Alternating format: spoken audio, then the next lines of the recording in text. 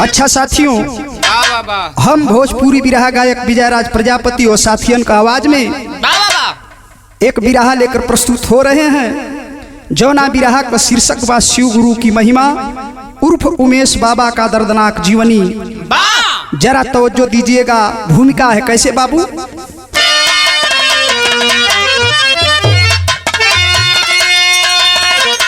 शिव आदि भी है, शिव अनादि भी है,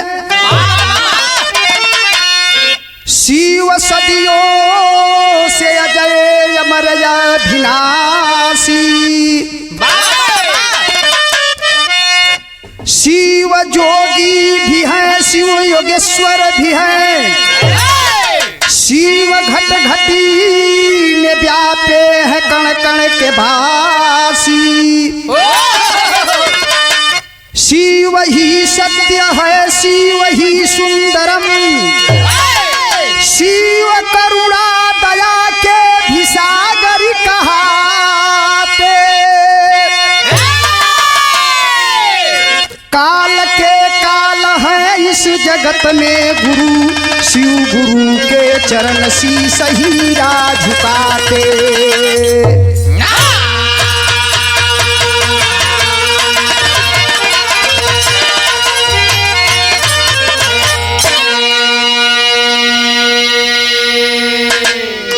काल के काल है इस जगत में गुरु, शिव गुरु के चरण शीश हीरा झुकाते। बिरहा में एक लाइन गजल लगत है अरमान बाबू, कैसे।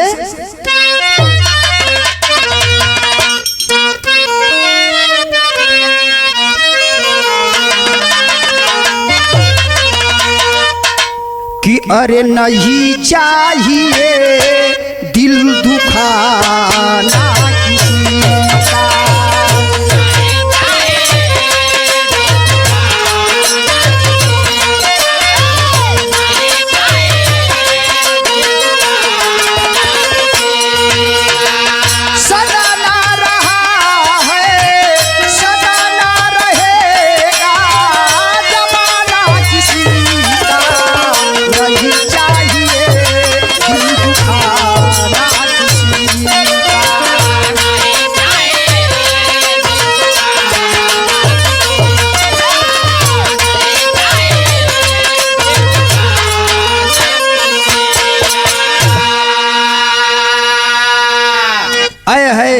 लेकिन कवि जी बिरहा में लाख रुपया का भाव लिखते हैं, कैसे बाबू। कि कभी ना झुकेगा, अरे कभी ना झुकेगा कर्म करने वाले।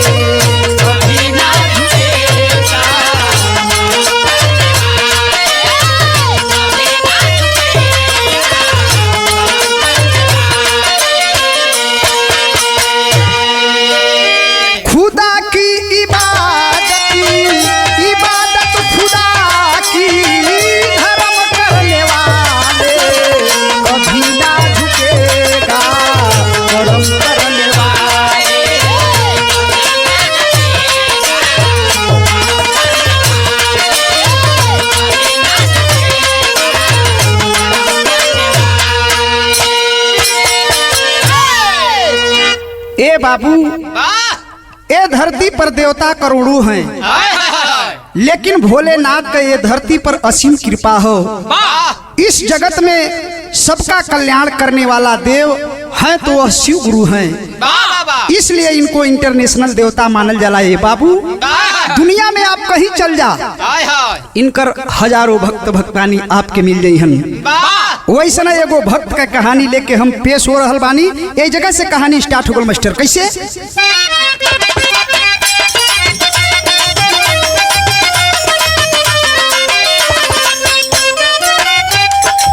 भगवान भक्त का परीक्षा लिया करते हैं, अपने दास पर असीम कृपा करते हैं।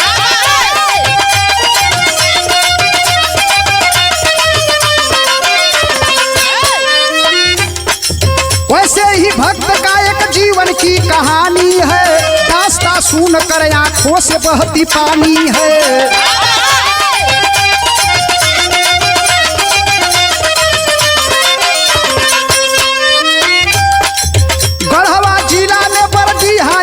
बस्ती है, लोगों के बीच भाईचारा और मस्ती है।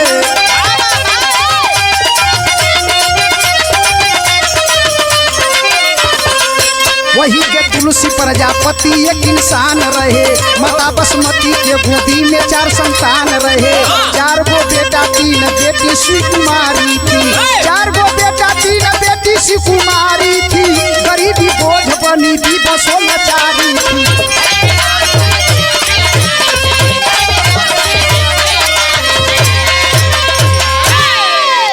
ए बाबू, इतने तक कहानी सुने के मिलल।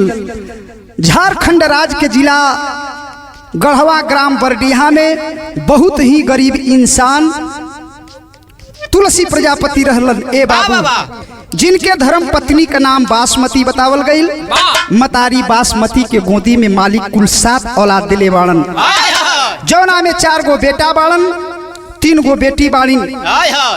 जेकरे बड़ा बेटा के नाम जगदीश, दूसरे बेटा का नाम मनदीप, तीसरे बेटा का नाम कामेश्वर और चौथे बेटा का नाम बड़ा दुलार प्यार से बाबू माई उमेश रखलन। ए बाबू, जिनकर जन्म 1975 10 जनवरी को हुआ था।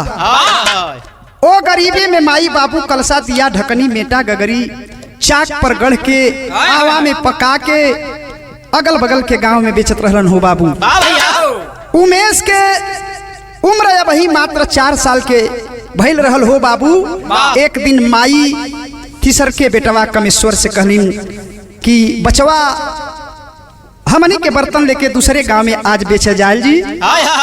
अब ही उमेश बबुआ सुतल बाड़न, जब जगिहन तो उनकरा मकई का भात खिया दी है और अपना साथे रखे है। ए बाबू, उमेश बबुआ के चेताए के माई बाबू बगल वाले गांव में चल गए गगरी कलसा लेके बेचे खातिर। ए बाबू, जब 5 बजल बा उमेश बबुआ का नींद टूट गई।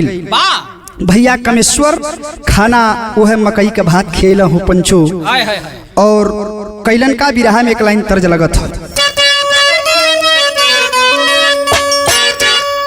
कि अरे बहोरिया परो में लावा में सैया न भेटाय हो। बहोरिया परो में लावा में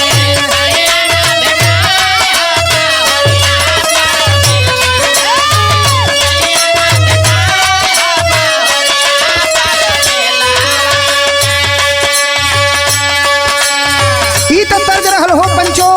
लेकिन कामेश्वर भैया उमेश बबुआ के मकई का भात खियलन और खियला के बाद बाबू उमेश बबुआ के लेके गांव के तरफ चल देहलन। तो लिखे के पड़ल बिरहा में भाव लिखत हम बारे कभी कैसे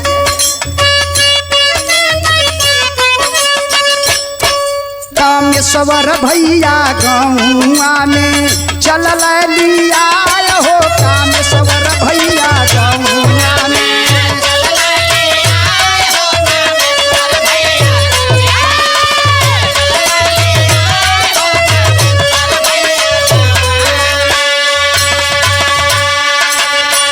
गाँव के किनारे ये गो पोखरा भेटैल रामा।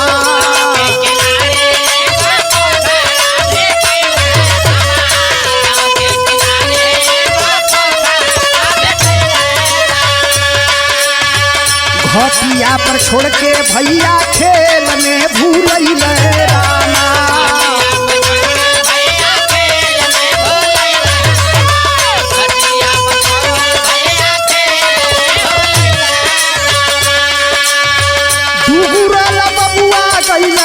पानी में समाय हो। कामेश्वर भैया गौआ में चल लिया हो। कामेश्वर भैया गौआ में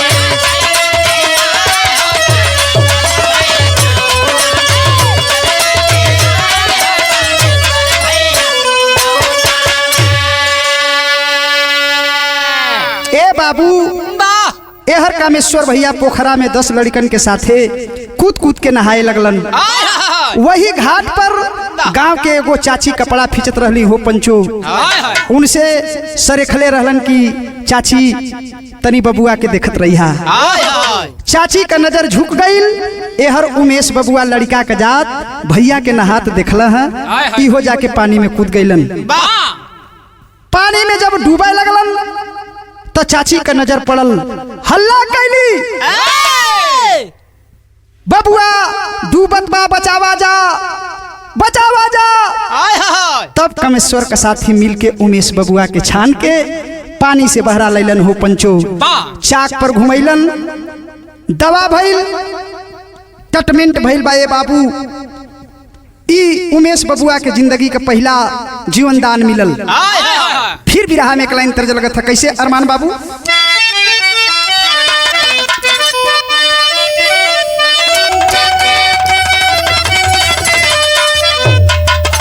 और एक गजब भर के गुजारिया गजब कर हो,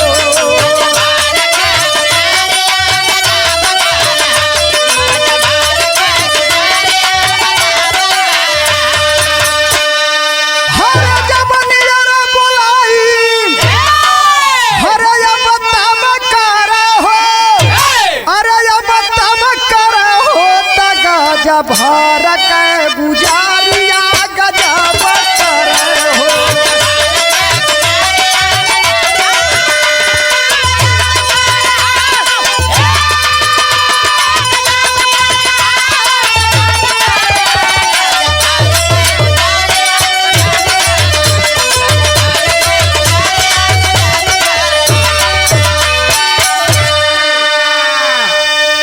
ई त तर्ज रहल पंचो आप लोग के मजा मस्ती बदे, लेकिन बिरहा में भाव कवि जी देते हैं, कैसे बाबू? अरे वही गरीबी में बाबुआ पोसाए लगल हो,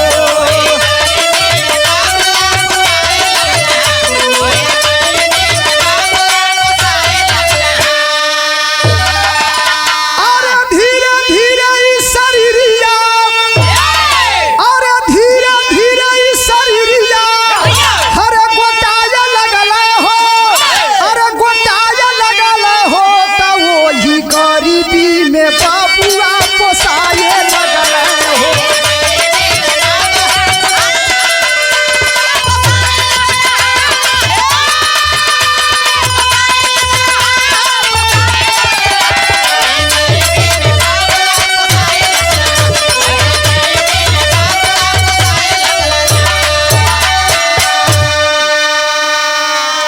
अरे पारा पारी शादी जोगा भैली उमरिया, अब होखे लागल शादी घर आईली बहुरिया,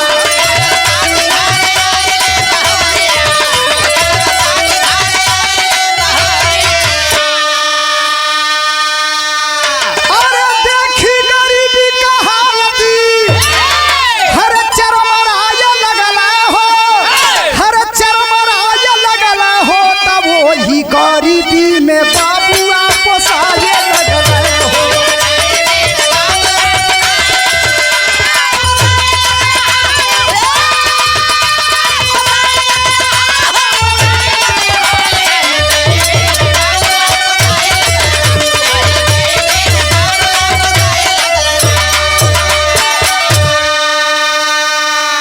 ए बाबू वही गरीबी में भाई बहन का शादी होए लागल, तीन भाई तीन बहन का शादी हो गल हो पंचो। उमेश बबुआ 1991 में हाई स्कूल पास कर गए हो बाबू, पारिवारिक बोझ के चलते आगे का पढ़ाई ना कर पैलन, सोचलन कि इतना बड़ परिवार का खर्चा घर गृहस्थी से ना चली हो बाबू, चल के बहरा में कमाइल जा, माई बाबू का बोझ के हल्का कैल जा। गांव के एक दो लड़कन के साथ उमेश बबुआ बाहर निकल गईलन। गईलन कहाँ? बोकारो पावर प्लांट में जाके काम करे लगलन। आ जब काम करे लगलन तो बिरहा में एक लाइन तर्ज लगत मास्टर, कैसे?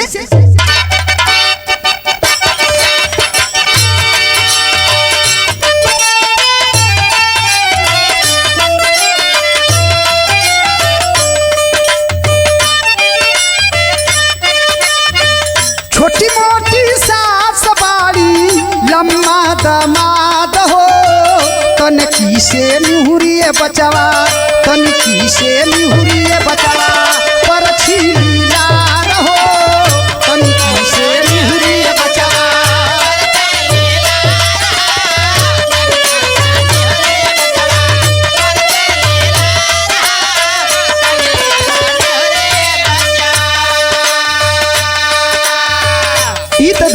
आप लोग के मजा मस्ती बदे हम सभी कलाकार कहिला जा हो पंचो। लेकिन यही भाव में मझिला भाई मनदीप जी हमारे कवि जी आदरणीय हीरालाल गुरु जी से बतौलन की गरीबी का होले कवि जी। उमेश बचवा 15 साल के उम्र में घर छोड़ देहलन, तो भाव लिखे के पड़ल कैसे।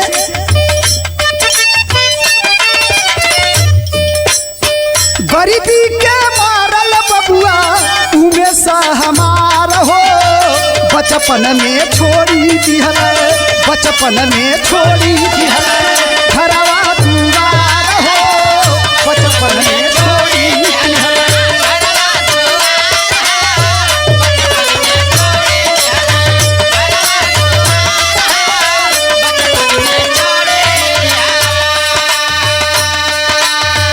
दू चार गो साथी गईले बोकारो सहरिया,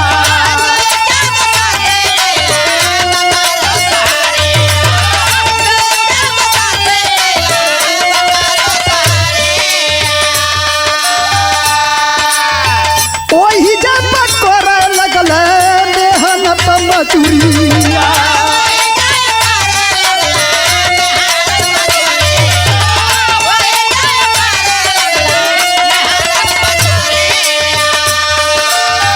बेलजर का कमावा सिखल बचवा हमार हो, बेलजर का कमावा सिखल बचवा हमार हो, बचपन में छोड़ी दिहल, बचपन में छोड़ी दिहल घरवा दुआर हो।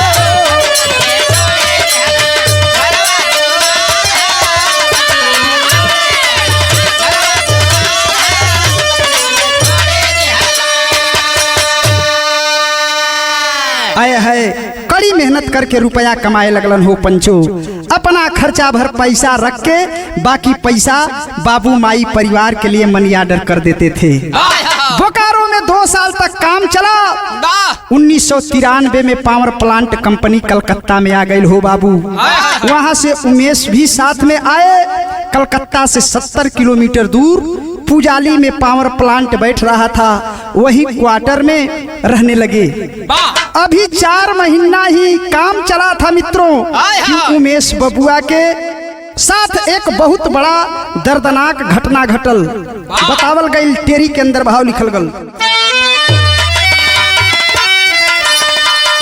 अरे मोरे राम गरीबी घर की फांसी बन गई, अरे गरीबी हो, अरे गरीबी घर की फांसी बन गई, जैसे जल के बिना तड़पे मीन पियासी, अरे पियासी, अरे पियासी। अरे रोज के भांति गंगा तट पर उमेश आया करते थे, भागीरथ में रोज नहा कर ड्यूटी जाया करते थे। नाया लुंगी हिलकोरा से बह चला है पानी में, अरे डाल दिए है जान जोखिम में, डाल दिए है जान जोखिम में, उमेश कूद मैदान में।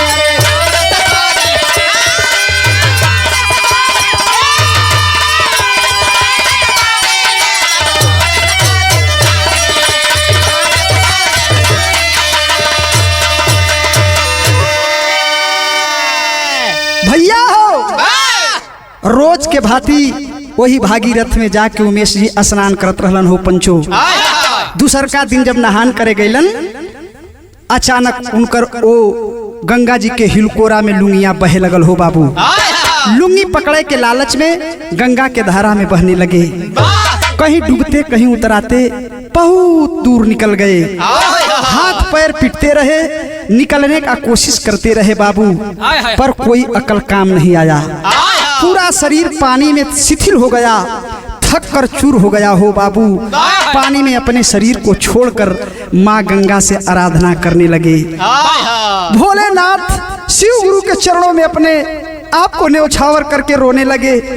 हे प्रभु, हे शिव गुरु, आज गरीबी के चलते गांव छोड़ ली, घर छोड़ ली, बाबू माई भाई सब छोड़ के बाहर में अली।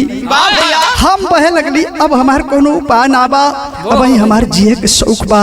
हे भोलेनाथ, हे शिव गुरु, हे गंगा मैया, यह कहत बाणन, सोचत बाणन, मजबूर उमेश बाबू गंगा जी के लहर में रोत बाणन।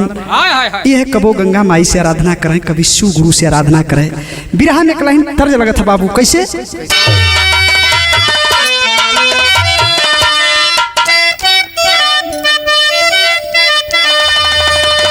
कि अरे पतरा ही राम जी के, अरे हाई पातरा का मरिया हो रामा, पातरा ही राम,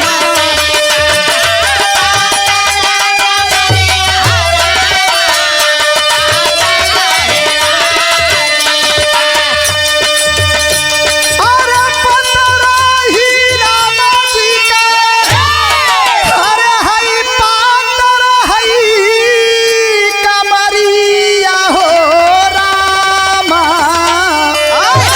अरे तो छोटे छोटे हाथावा ने, छोटे छोटे हाथावा ने, छोटा की भालुहिया हो रामा,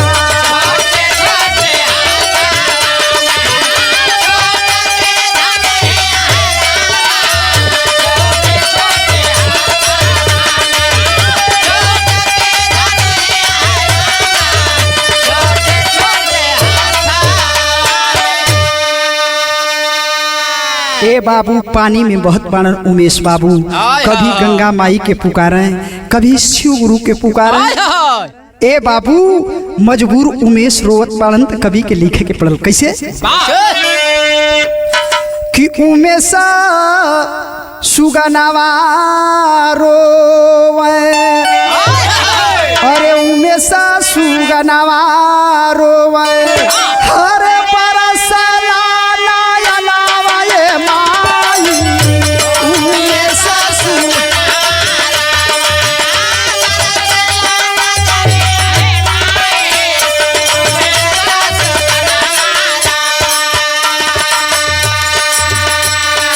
हरे उमेशा सुगनावा रोवे, हरे हाई बरसैला नयनावा ये माई, अरे जनवा बचाला हमारो, जनवा बचाला हमारो, छूटता परनावा ये माई, जनवा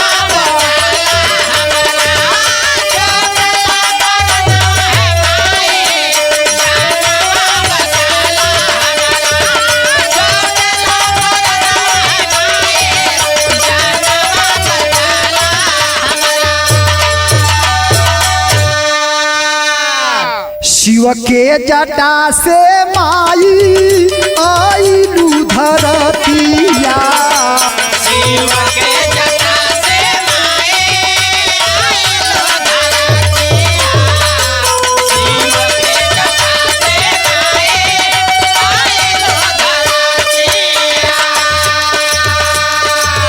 शिव गुरु कई दिहती हमारो मदतिया,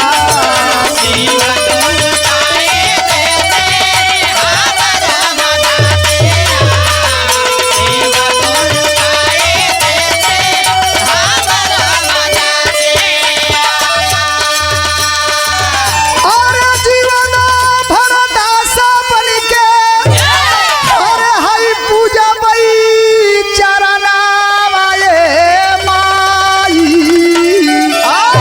जनवा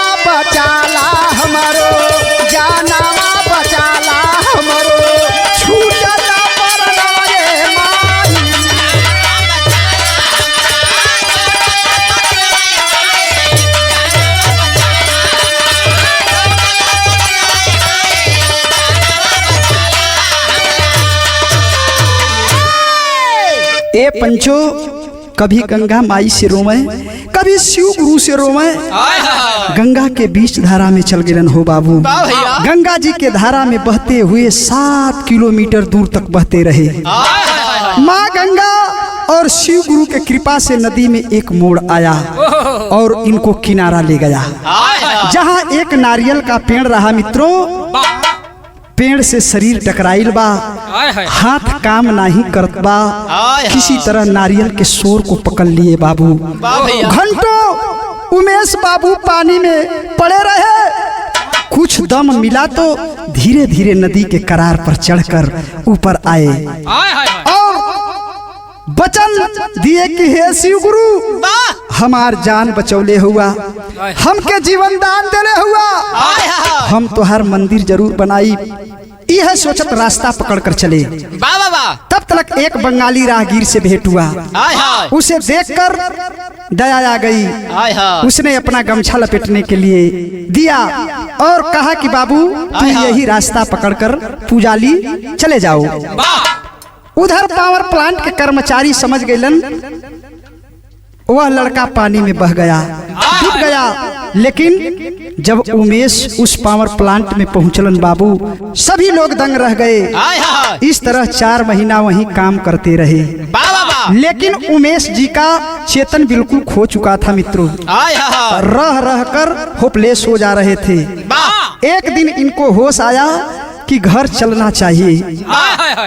गांव पर जाने के लिए चंगेल स्टेशन पर उमेश बाबू गईलन, लेकिन इनको कुछ समझ में नहीं आया कि कौन गाड़ी किधर जाएगी। वो समय का भाव लिखल गल विदेशिया है कैसे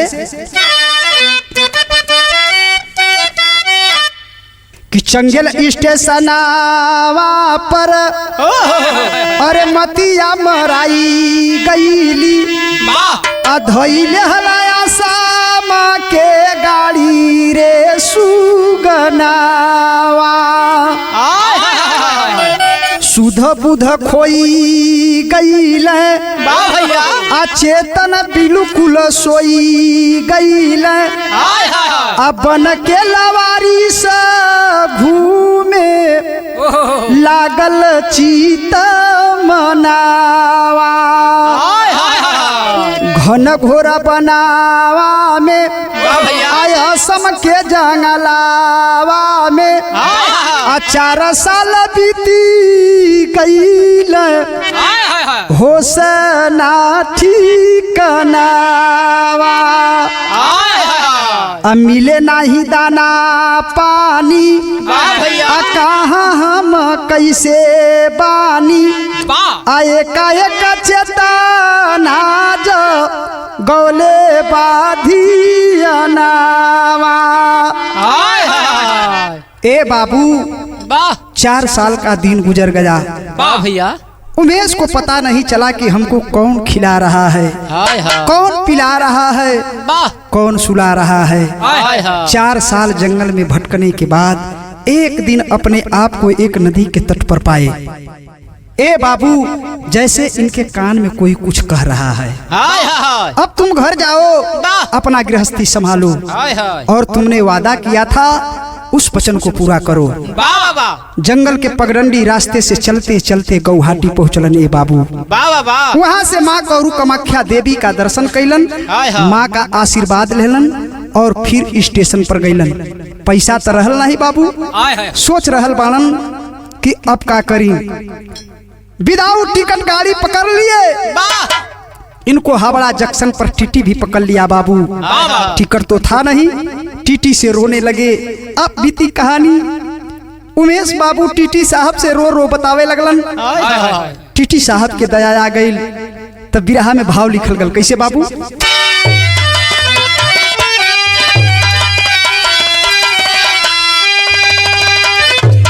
अरे कब किस रूप में मिल जाए भगवान यार यही धरती परे। अरे कब किस रूप में मिल जाए भगवान यार यही धरती पर।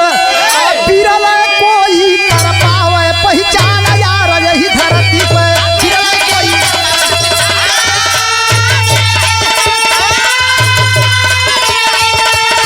अरे जियो भैया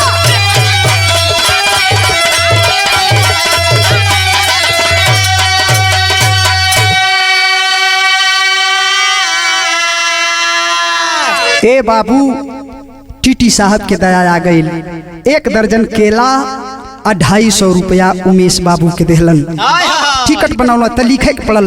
अरे टीटी साहब पूछे हकीकत, आँख में आंसू आई हो, रुपया केला दे के टीटी उमेश को किए विदाई हो। अरे घटना सुन के डोल गई रही मान यार यही धरती पर, अब पहुँच गए पर बिहा के दरमान यार यही धरती पर।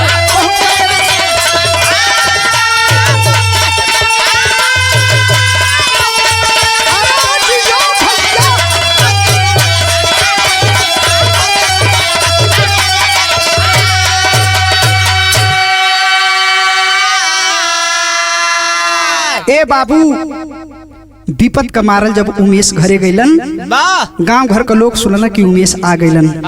दरवाजे पर भारी भीड़ जुट गई हो। पंचो माई बाबू भाई पटीदार दौड़ के अइलन। सभी लोग का आंख नम हो गई। कहाँ रहला हो हे लाल, 4 साल तोहार कौनो पता नहीं चलल। उमेश अपने दर्द भरी जिंदगी का कहानी रो रो बतावे लगलन। माता पिता जब उमेश बबुआ का दुख दर्द सुनले, कलन की बचवा उमेश अब तो के कहीं ना जाए के बा, तू यही घरे रहा, अब तो के बहरे गईले का जरूरत ना बा। ए बाबू उमेश बबुआ घरे रहे लगलन। कुछ दिन में हित नाथ आवे लगलन। जे जे सुनलस इतना ना, अब उमेश बबुआ के शादी के चक्कर में भी हित नाथ पड़ गईलन। भैया हो 1997 में उमेश बबुआ का शादी लग गई। कहाँ? ग्राम सभा करुई में एक निर्मला नाम का लड़की से शादी भइल बा, जो कि निर्मला अपने ननिहाल में रहती थी। बाबू मामा हरिहर ने अपने भगिनी का शादी करके कन्यादान देकर विदा कर दिए। जब निर्मला बिटिया दुल्हन के रूप में ससुराल के घर में कदम रखली हो बाबू, तब से उमेश प्रजापति के जिंदगी में 4 चांद लगे लगल। 4 चांद लगा शुरू हो गई। तब कवि के लिखे के पड़ल आल्हा के अंदर भाव लिखल थून। कैसे बाबू?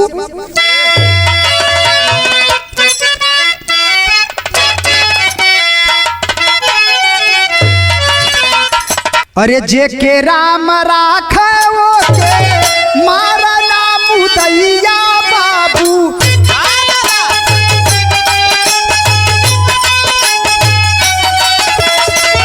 दुनिया का जग काहे ना कहा,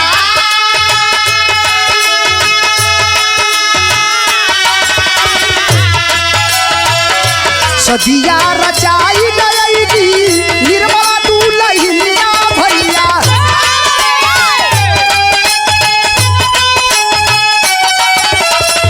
गरीबी में हौसला के दिहली बढ़ा,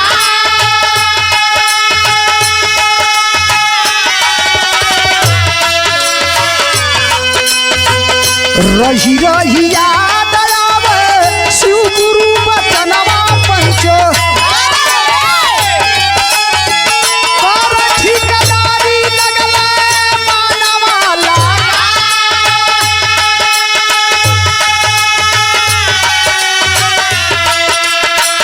कहीं ट्रैक्टर डाली कहीं जेसीबी चलावे बाबू,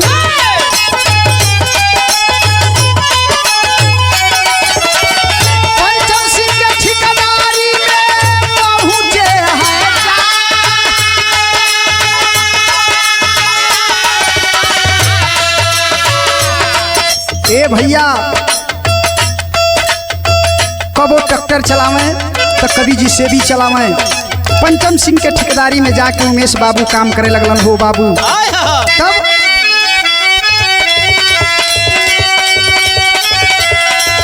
अरे दुर्गा की जाला से ऊपर चलत रहे कमावा,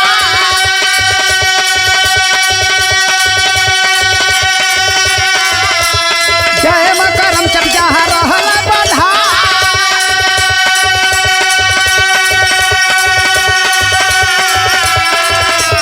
भैया मनदीप संगे उमेश बिराना,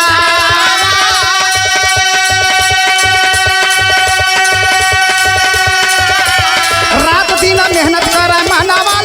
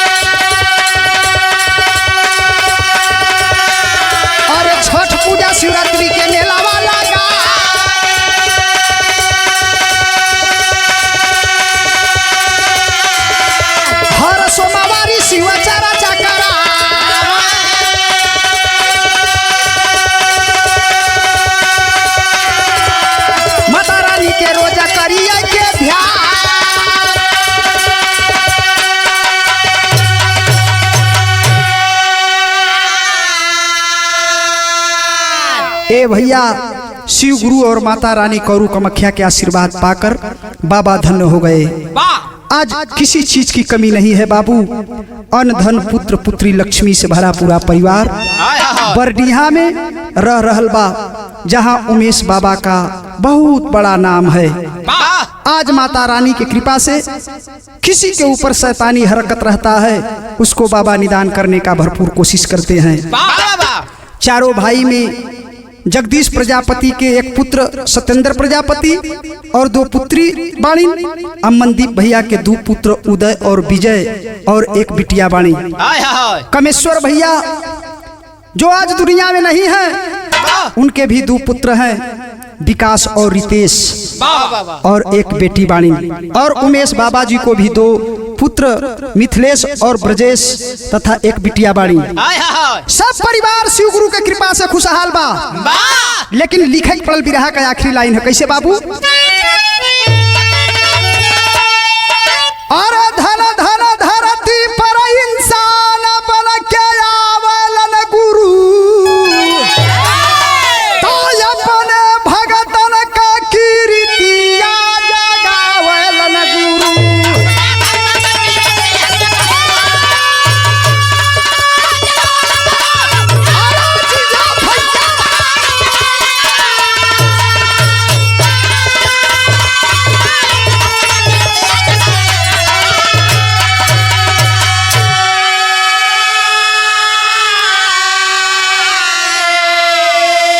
अरे दुख में रोवत आवे लाजे, हंसत खेलत जाला हो।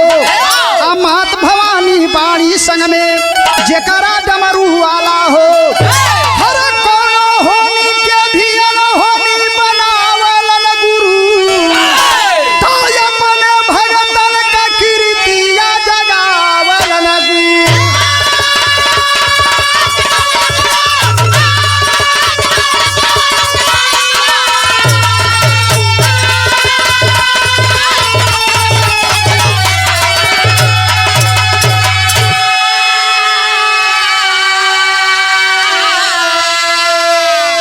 भैया हो, ए जने से हमार कहानी खत्म भइल, लेकिन कहानी के माध्यम से गुरु घराने के परिचय लिखल गल। कैसे बाबू? सदगुरु स्वामी पयहारी जी सोर नदी के तीर, हर कथन करे कवि हीरा लाल जी, और बदल गईल तकदीर।